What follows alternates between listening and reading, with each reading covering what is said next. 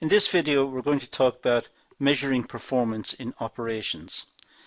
Now, we're going to see how difficult this is and sometimes why it's impossible to measure. But it's important that we go through the various stages of measurement and look at different functions within the organization to assess their suitability for measurement. What are the advantages of measurement and what are the downsides of measurement? And in the cases where we can't measure it, at least we recognize that it should be monitored. It should be monitored closely. We'll see how this works out as we work our way through this particular video. So managers determine how organizations provide value for the customers. It falls to management to decide how customer requirements are met. So that's important. And managers clearly are the motivating force and the enabling force for production to take place, and also that the customers get products that they want. But managers need to know how effective their decisions are. They need to have feedback on how well they've done. If they don't have feedback, then they may become complacent or may start making bad decisions. They don't know what's good and what's bad unless they have feedback and they have some sort of response to their performance in the past. So it needs measurement, it needs analysis. They do this by attempting to measure performance and compare it against some benchmarks. So it's important to make measurements if possible, and we'll see there are many areas in where measurements can't be made, or measurements can't be made properly or accurately because of the nature of the situation. However, if measurements can be made, then they can be compared with some benchmarks, some calculated optimal levels of output or optimal levels of performance. Then any shortfall can be indicated to management, or any issues can be indicated to management, so they can learn from what they did and try to make improvements, or they can try to rationalize what happened or understand the situation. So it's important that managers get feedback on their decisions. That's how the business progresses. That's how the business improves. So good decisions are facilitated through good measurement. Good decisions, good measurement.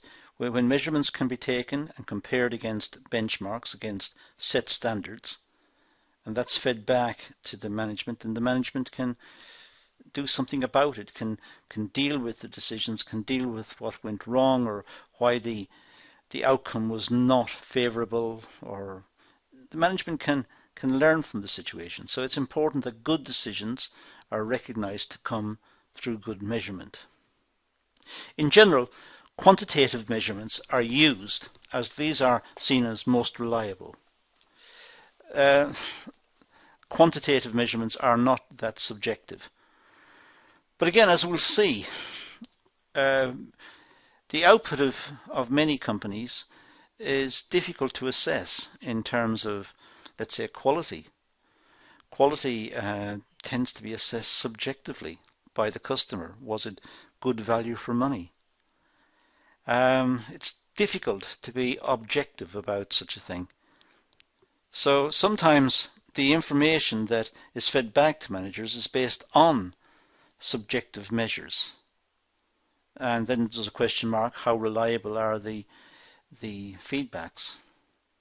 How reliable is the data coming back from surveys and attitudinal surveys and so on? Or is it the case that any information coming back is good compared to having no information? Or could it be that some information or some data coming back is dangerous? It could lead to faulty decisions. Key questions relating to measurement in operations include: how should the performance of goods and services be measured? Well, it varies from company to company. but how should performance be measured? Should it be measured in terms of outputs or quality?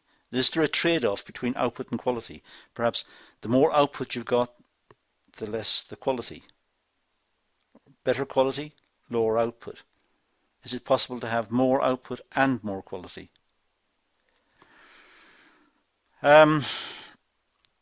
It's difficult to assess performance and measures in many companies. It's the effort to assess the performance and measures in companies may sap so much time and energy that it's simply not worth doing. It might be better to let the production run and to make sure that the product that comes off at the end is the one that was designed to come off at the end in terms of dimensions, in terms of functionality, in terms of design, rather than trying to intervene at every stage of production, trying to measure and count and weigh, and maybe the effort to do that is not appropriate. Very difficult area. How should we measure performance of processes throughout the value chain? Well, every part of the value chain is important. The business is not engaging in activities that are irrelevant, I presume, and you would be right to presume the same thing. Businesses are there to perform core activities, to make the product.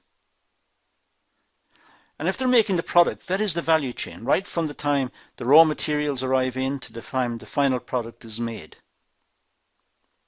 So all of them are core activities. All of them are part of the value chain.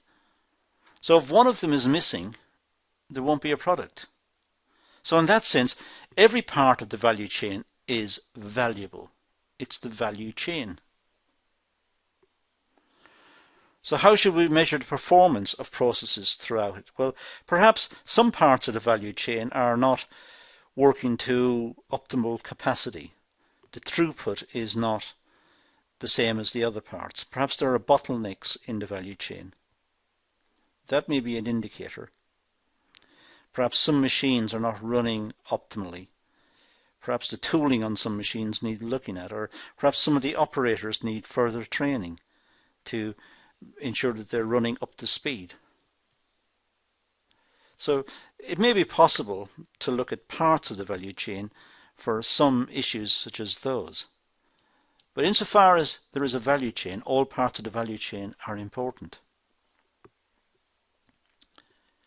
How should we measure the overall organizational performance, and how does it relate to internal operations?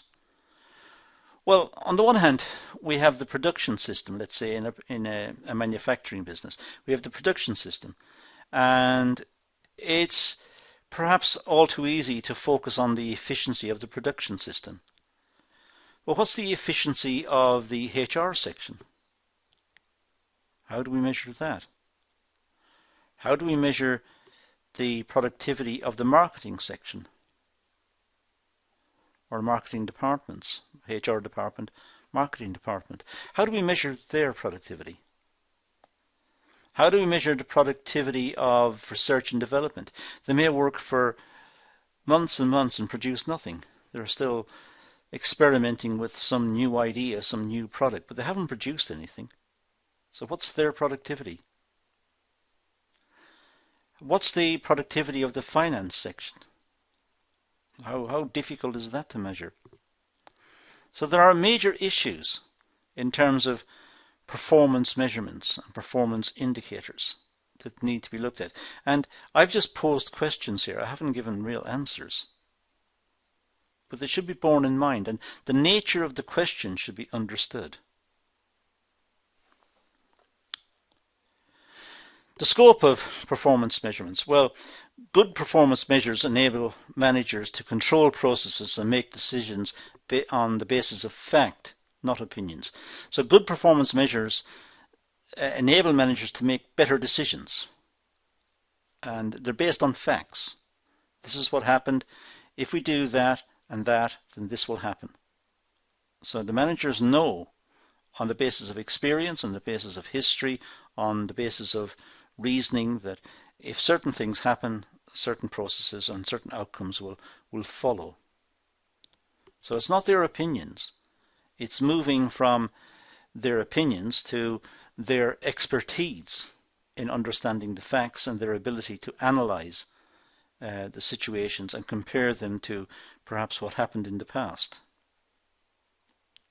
Selecting the right measures, not too many and not too few, is very important. Is a very important decision that all managers must make. When we are trying to measure, say, performance, which measures should we take? It's again easy to get roped into the idea that measurement of performance is very important because it helps decision making. But then we start to spend a lot of time making measurements, time that should be used to produce products. That's what the business is in business for, to make products, to sell the products to the customers. It's not in business to make measurements. It's in business to make products. So getting the balance right, what's the right amount of measurement of performance versus making the product, contributing towards the productive process. That balance must be correct.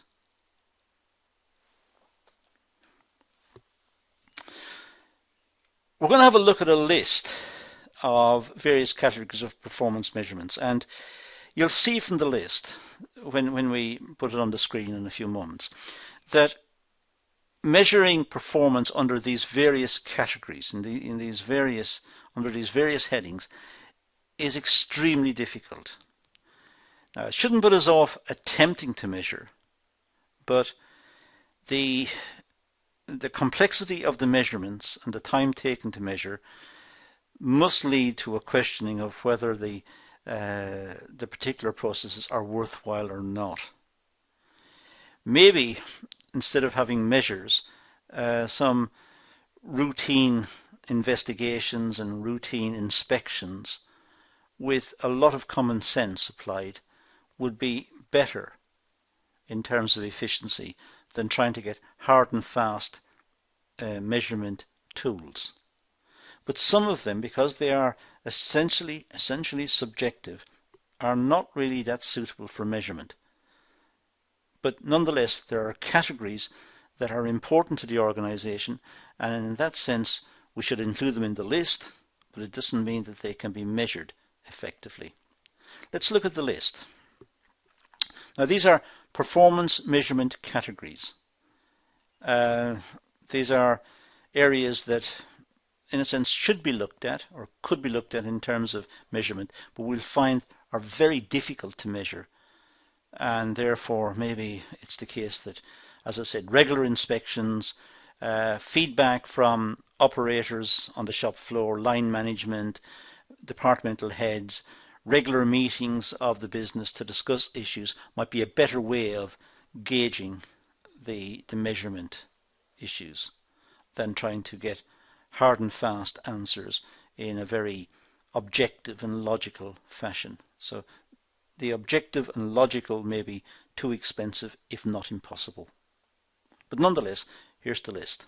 So the measurements of the financial. Well, financial tends to be based on information, so the performance of the business can be assessed. The performance of the financial section may be more problematical.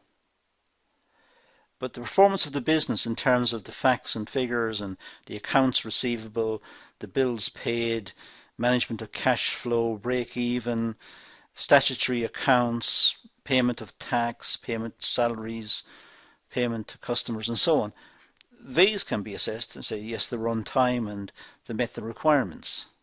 So that's a measurement of efficiency. But is the financial section overstaffed? Or is it understaffed? Or is it using the appropriate technology? That's a more problematic question to answer. Customer relations management, how is that measured? Are customers genuinely satisfied? Or the fact that the customers had to contact the business because the product was seen as faulty or not good quality means the customers will always be missatisfied or dissatisfied. The customers will always feel a sense of grievance towards that product and towards the company because they had to go through the trouble of contacting the company. So, safety. Safety is very important in business. People go to work for salaries and incomes and wages. They don't go to work to be hurt or to be killed. So it's important that the working environment is safe. And perhaps having inspections by outside agencies would be the best way of measuring the performance of this category. And having reports conducted on safety, maybe that's the best route. Quality of the product. If it meets the specifications and it meets the design requirements and so on, you could say it's good quality. It could meet its durability criteria, that it lasts for so many years. That could be an indication of quality as well. But quality is sometimes assessed in the mind of the customer. It could be related to branding, the image and reputation of the business, or it could be related to what the competition is like. So sometimes quality can have a subjective component which makes it difficult to measure. Time is an issue as well. It's an important resource for the business. It's buying the time of the people working in the business, so the time must be used effectively.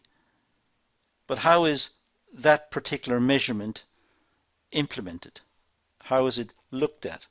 And bearing in mind that people are people. People are not machines. They sometimes work fast and efficiently, and sometimes they're more sluggish. We all go through different patterns of activity throughout the day. Sometimes we're active and sometimes we slow down a bit, and sometimes we're ill and sometimes we're healthy. And so how is time properly measured? Or can it be measured? And flexibility. How can flexibility be measured? The ideal organization is it can be flexible. If for example, in the case of a production system, if one machine breaks down, can the work be rerouted through another machine? Is it flexible enough? How do we measure the advantages of that flexibility?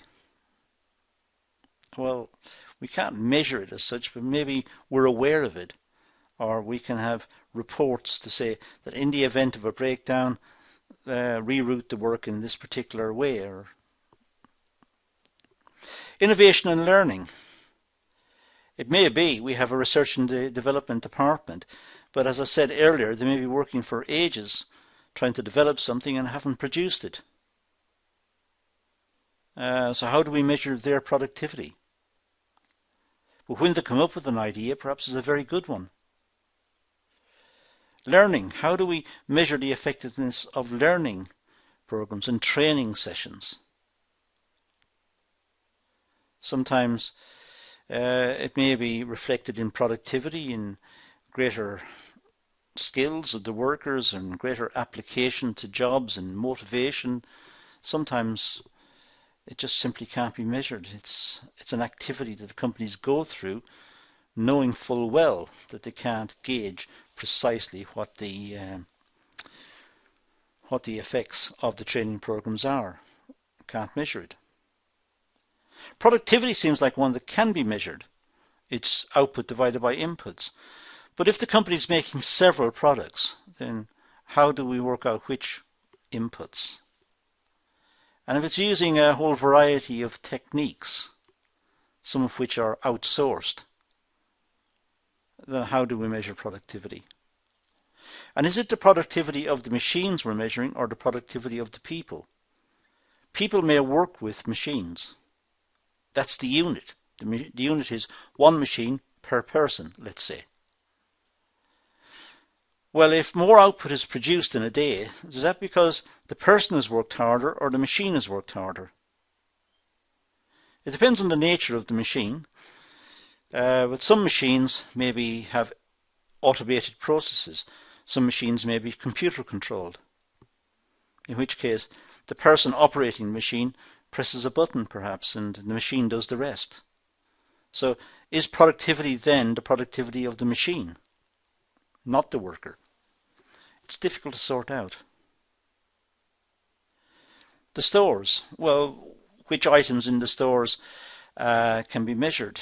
The storekeeper, the person who is responsible for the stores, the productivity of that person in terms of satisfying the demands for raw materials and semi-finished goods, or is it the fact that that person is simply efficiently holding the stocks that has been given to him or her by the previous levels of production, by previous production runs, and therefore it's not their fault what they're holding in stock. It's simply what they were given from previous batch runs in production. Measuring the productivity of the stores is also problematic. The resources given to the people working in the stores to have an efficient system. If there are many items held in the stores, how did they retrieve it? How did they catalogue it, and where did they keep it? The delivery and logistics. It sounds like it's simply a question of measuring the time the product enters the distribution department to the time the customer receives it. That's a measure of productivity. That sounds straightforward, except the person receiving it could live on a different continent, could live the other side of the world. That's more problematic. So some of the customers might live next door, in which case productivity would seem very high. It just comes off dispatch and goes next door, just goes down the road. Or could come off dispatch and go to the other side of the world. So delivery times are not very accurate as measurements of performance. So there are issues in terms of how we measure the efficiency and performance of those areas. And finally, maintenance. There could be routine maintenance, which is monitored. Do the routine maintenance personnel go through all the machines in a particular cycle? Are they allocated 1 month to deal with all the machines in the business, let's say? Oil the machines and clean the machines and monitor the machines and so on, to prevent breakdown. But even then, despite their best efforts, machines may still break down. So it's unfair to blame them for a breakdown. If they've managed to complete all the tasks asked of them in that cycle, and the machines still break down, it may be due to something else, something which wasn't on their list. You can see from the list we've got here, this is a complicated area. Performance measurement is not straightforward. And maybe it's the case, just as a suggestion, maybe it's the case that what the company should do is let the product run to the final stage and make sure that it meets quality, or it meets quality at each stage as well, perhaps, in terms of dimensions, functionality, design. So it can be measured throughout. And when it gets to the final stage, then it should be in a state that is ready for purchase by the customer, which will meet the order of the customer, and then go to dispatch. So maybe that's the way in which performance should be measured. And everything else is either a luxury or it's important, but the company should not spend too much time on attempting to measure its effectiveness. Just suggestions, maybe misplaced suggestions, but suggestions nonetheless. Financial measures. Well, these often take top priority for profit organizations. So for profit organizations, making sure that they can pay the bills, receive revenue from the customers, manage their working capital, the cash in the bank, and pay salaries and meet the overheads and so on. These are top priorities. If they can't do this, the business does not exist. The business will fail. So it's essential that the financial measures are appropriately worked out and that the finance staff have the competency to ensure the smooth running financially of the business, and that statutory obligations, tax and so on, these are all met and dealt with. Traditional financial measures include issues like revenue, return on investment, operating profit, pre-tax profit margin, asset utilization, growth, earnings per share, and various other liquidity measures.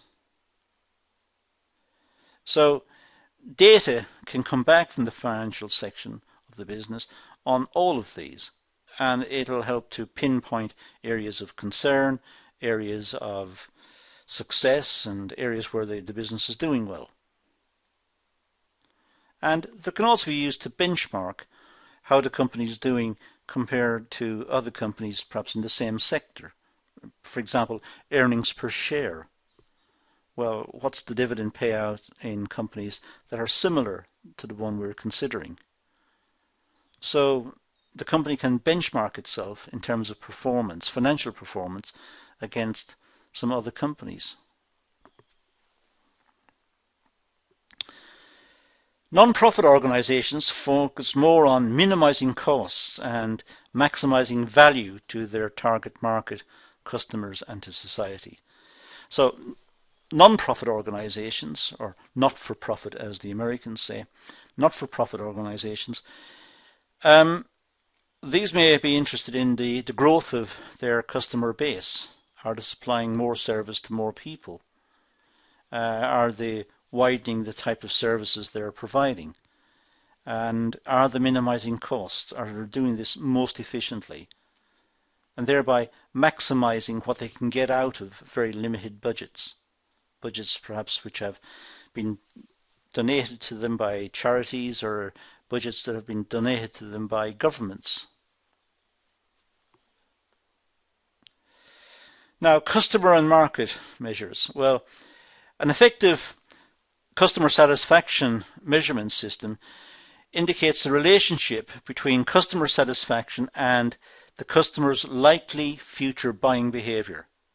So customer satisfaction measurements, if they're accurately done, perhaps by survey or by telephone survey, or perhaps by the marketing department meeting with the customers and asking their opinions, or forming focus groups and inviting people to attend focus groups perhaps in local hotels, and finding out what they feel about the product and that sort of thing. If the customer satisfaction measurement system indicates something quite positive about the product, will that be reflected in future orders for the business? So it's trying to get a match between what the customers think or are saying about the product and their behavior. Now, how effective is the measurement system at judging what the customers are saying against likely future orders? In other words, is the measurement system efficient? Is it picking up the right information? Is it going about the assessment appropriately? Measured in three areas, generally speaking, customer satisfaction, measured in terms of quality, in terms of service quality as well, and in terms of response time. So the quality of the good is very important in terms of customer satisfaction, as is the service quality, after sales service and contact with the customer when the product is purchased, dealing out any issues or any problems, and the response time whenever contact is made with the customer, or the customer makes contact with the organization. What's the response time? How long does it take the business to get back to them and deal with any issues? So there are three possible areas that link to customer satisfaction measurement.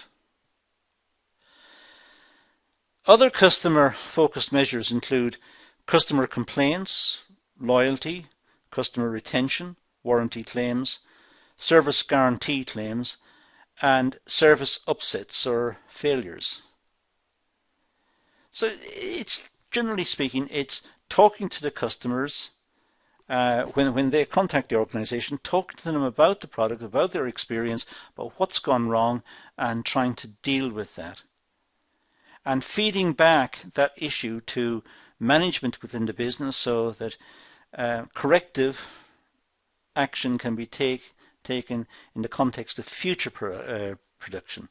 That issue doesn't arise again. So it's feeding back information to the organization, but it's dealing with the customer as well, and it's collecting the impact of the failure or the issue on the reputation of the business. It's looking at customer satisfaction and looking at that as a measurement, trying to gauge the impact of some failure or some issue that's caused the customer to contact the organization. It's measuring that impact on likely future sales. So it's looking at customer satisfaction measurement. Safety, as I said, is probably best done by taking in experts from the outside and doing regular reports on safety issues. So experts from the outside, so it's more objective, and also it's a routine task. But it can be done internally. Measuring safety is vital to all organizations, as the well-being of its employees and customers should be the organization's principal concern. As I said earlier, people don't go to work to get hurt. They go to work to earn a living and to participate in some useful activity, because that's what we do as humans. And it's important that the environment within which we engage in these activities is safe. So performance measures could include accident rates, parts per million of arsenic in public water supply, for example, or the security in a hotel room, fire prevention measures in hotels. It can cut across many areas. But trying to work out the safety and try to prevent disaster or prevent accidents should be the first priority of the business. People are going to a set place of work. They need to have some confidence that they're safe in that activity. They're not taking risks with their lives or with their bodies. They're not going to be hurt as a consequence of the activities that the business expects of them.